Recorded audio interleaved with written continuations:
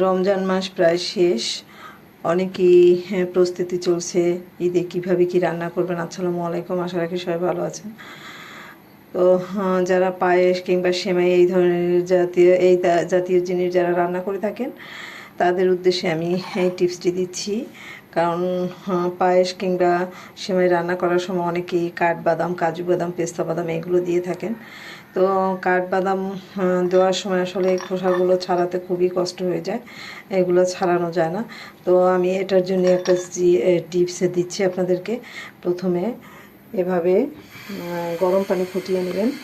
গরম পানিটা এরকম এইভাবে ফুটে উঠলে তখন এটাকে চুলা থেকে নামিয়ে ফেলবেন। হ্যাঁ, এভাবে নামিয়ে তারপরে ভিতরে বাদামটা ছেড়ে দেবেন।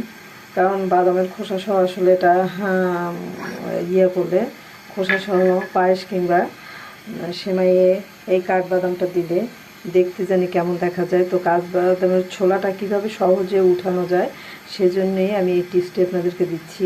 তো এটা বেশি হলে 2 মিনিট ভিজিয়ে রাখবেন। 2 মিনিটের বেশি দরকার নেই, এটা কাজের ফাঁকে এটা করলেই হবে। কারণ এইভাবে ভিজিয়ে রাখার পরে তারপরে এটাকে আপনি ছাঁকনি দিয়ে ছেঁকে নেবেন।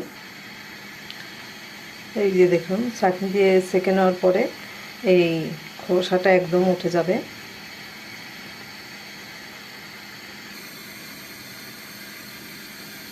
খোসাটা একদম উঠে যাবে। উঠে যাওয়ার পরে আপনি আপনার মতো করে এটাকে কুচি কুচি করে একটু হালকা ঘি ভেজে তারপরে কিংবা ঘিয়ে ভাজা ছাড়াও আপনি এটা চাইলে পায়েস কিংবা সেমাইতে দিতে পারেন। এটা কিন্তু খুবই সহজ এবং খুবই তাড়াতাড়ি উঠে যায়। এই যে দেখুন আপনারা, এই একটু করলেই এই যে খোসাটা একদম হালকা হয়ে গিয়েছে।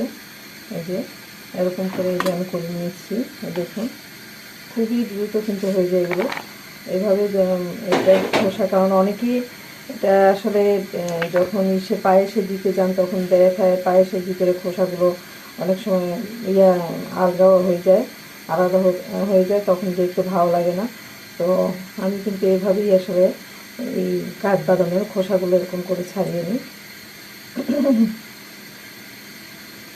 এই যে দেখুন কতটা সুন্দর এবং সহজে হয়ে গেছে। তো আমি আবারও বলছি, এটাকে প্রথমে ফুটানো পানিতে কাঠবাদামটাকে ভিজিয়ে